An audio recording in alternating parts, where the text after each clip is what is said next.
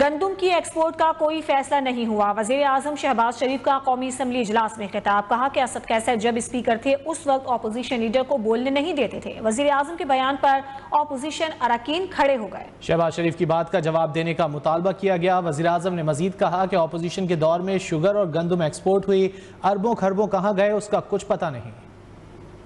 Leader opposition को मौका देते जो कि इस ट्रेडिशन इस हाउस की उसको आप रिस्पेक्ट करते हैं और फॉलो करते हैं, बड़ी अच्छी बात है।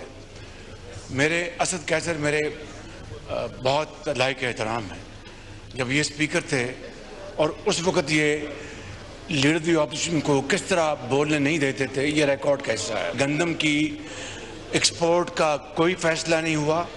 अलबत्ता ये बात रिकॉर्ड की है कि इनके ज़माने में गंदम एक्सपोर्ट हुई, शुगर एक्सपोर्ट हुई और फिर गंदम इंपोर्ट हुई और शुगर इंपोर्ट हुई और अरबों खरबों कहाँ गए वो तारीख का हिस्सा है।